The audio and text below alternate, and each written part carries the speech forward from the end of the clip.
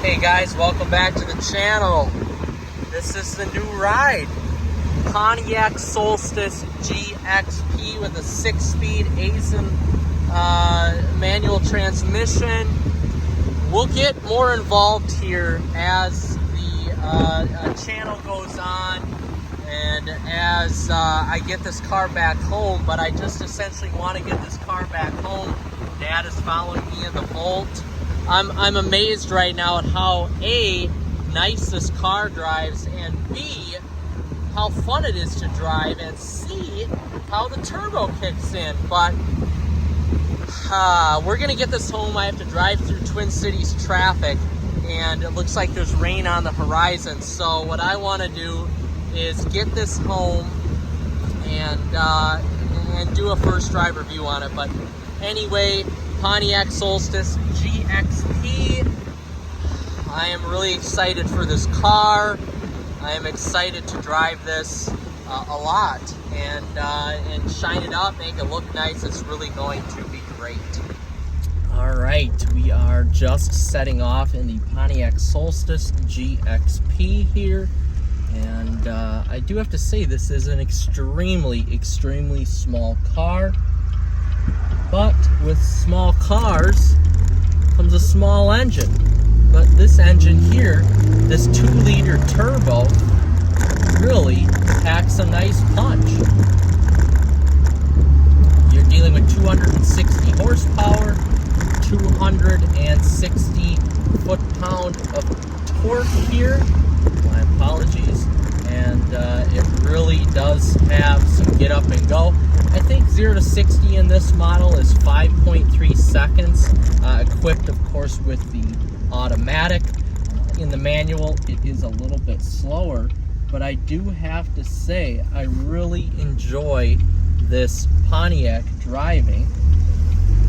And it really is, the gearing here is so short that it makes it just so much fun to drive. It really is just wonderful. And I do have to say, sorry about that, I do have to say, add that to the blooper roll.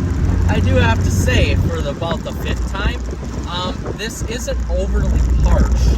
It's not an overly harsh ride. This does have the Bilstein fixed dampers, fixed suspension on here, so it does make it, you know, fairly sporty to drive, although it's not as stiff as my Corvette. But you can really throw this thing around in a corner without any issues. Again, this vehicle here is equipped with Continental 3-season, what would be summer tires, so the grip is pretty good, I would say. But for a cruiser or for a backroad carver, this machine is absolutely wonderful. And I love that the gearing is short. And personally, for me, being someone who hasn't really experienced turbo engines before in a manual, I never have actually, this really is fun to drive. This is not like a newer manual though. This does take a little bit here, or a newer turbo I should say. This does take a little bit for the boost to engage, and it does actually take a little bit to get going in this. Once you hit the boost, the turbo lag has disappeared. But because it is just a 2-liter boosted engine and one single turbo, there is turbo lag. This is an earlier turbo. It's almost a 20-year-old engine, and vehicles now have progressed quite a bit compared to what they were 20 years ago. But nonetheless, this is still a very engaging and fun car to drive. I drove this back yesterday, and it was about 2.5 hours to drive home. And while I did get uncomfortable and I did have to get out once, that's not bad considering how small this car is. I mean, there is no storage space in this except for the glove box and the little rear console there. There's no storage space. I have to say, I do love the turbo. gate noise here. It is excellent. Very fun to build boost up to 18 psi actually. Build some boost. I'm building it right now. I'm at 14. Let go. You can hear the turbo spool up and release. Of course, you can't hear it right now because we're going 60 miles an hour. But nonetheless, this is a fantastic place to spend some time. Guys, this is a Pontiac from the mid-2000s. I'm used to it in my Corvette. All the materials in here suck, except the seats are very nice. If there were such things as heated and cooled seats back then, this would be a great car to have heated and cooled seats with. But it is not equipped with that. Otherwise, the seats are pretty good. They hold you in nice. It is honestly a good place to spend some time. The previous owner was about 6'1", and he fit in the vehicle perfect. Taking a corner, it really does grip. I think with better equipped tires, more not race compound, but more like a Pilot Super Sport, this car would even grip more. I feel like the tires that are on there right now are a little too bouncy.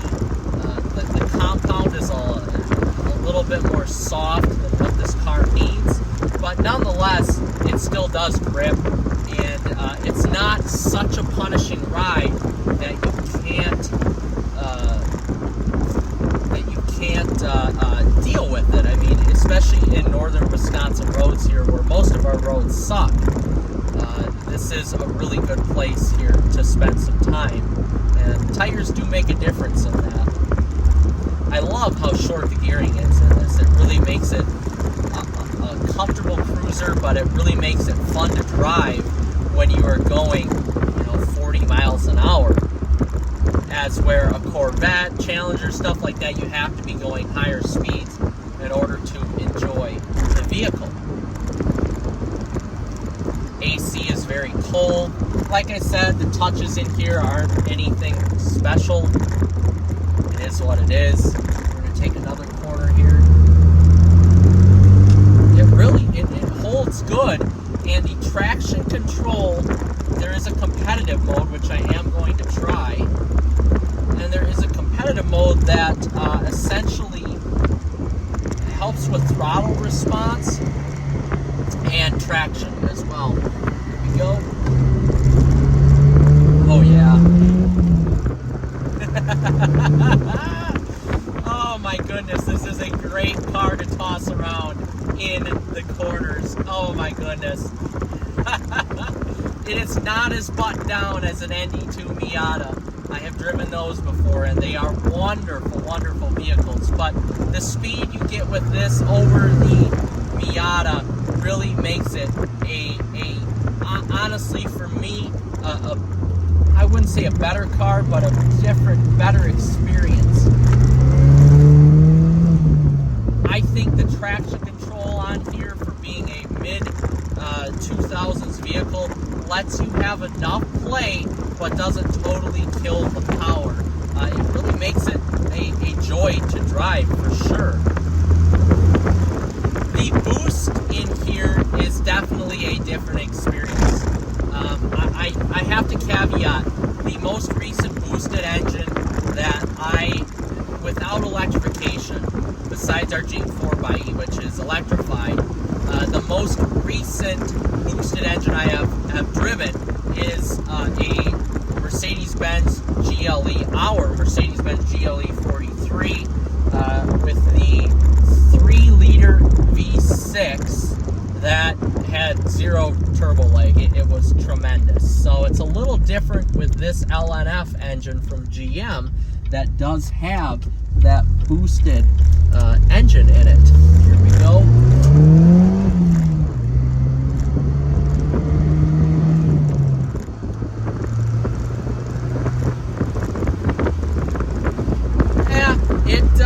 It definitely takes a little bit for the boost to get going, but once it does, then it really starts to build performance and really starts to kick you in the butt. It is truly a fun vehicle to drive, I do have to say.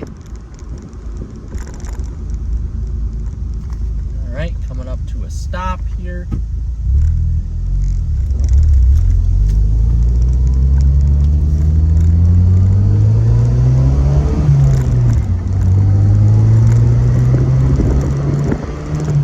Very nice.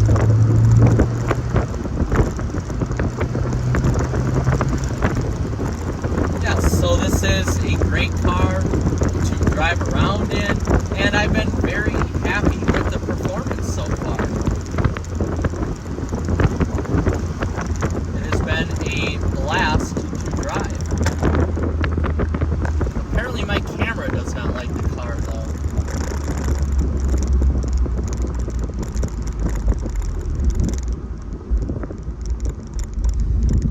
For $11,000, doesn't get much better than this. The clutch, got some rough road. Woo! That was some rough road. The clutch engagement point here is a little difficult to get used to. But once you get used to it, it's not bad. It is a pretty easy clutch to get used to, but the engagement point is so low, or so small compared to, it's softer. It's soft, I should say. It's not as hard as like a Corvette or a Challenger, but it still makes it fun to drive.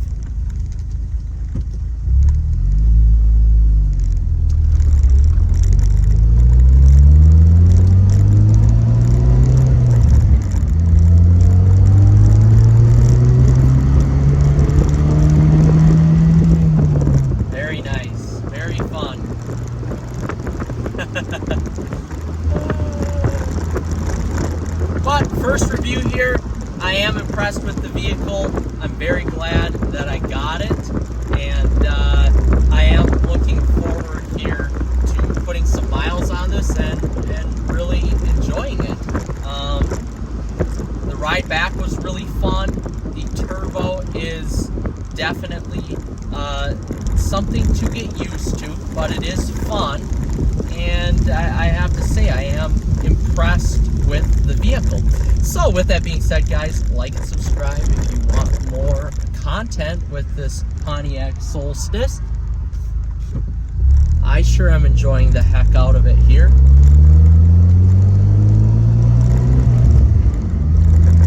And we'll see you in the next one. All right, guys, in the flesh, here it is, my 2007 Pontiac Solstice GXP. As you can see, I just got it back, so it's a little buggy. Had to take this front mounted license plate off, and it really is just a beautiful car. This came loaded from the factory with every option. It's even got the PPF that is on the vehicle here from the factory. It really is just a sweet looking nice vehicle. As you can see, I mean, it's an okay shape. There's a little bit of a dent right there that you really can't honestly notice. And can't really notice on the iPhone. And it just really is a great vehicle. We've got Dynaglow exhaust on there, Dynaflow, and it really, really has a nice look to it. So I am super excited to get this in the shop, detail it up, take some of these ugly swirl marks out, and get some newer headlights installed on here that aren't faded. And this baby is really gonna look nice. But for $11,000, whew, you cannot go wrong with this fine machine. As you can see, there is some stuff here that is just a tad loose on it, but nothing that is out of the question in order to fix. But again, for $11,000, I feel like I did okay on it, really. What other car are you gonna find that's 34,000 miles on it, a 6 or 5-speed manual, and get this sort of performance out of it? So let's get the camera on this and go for a drive.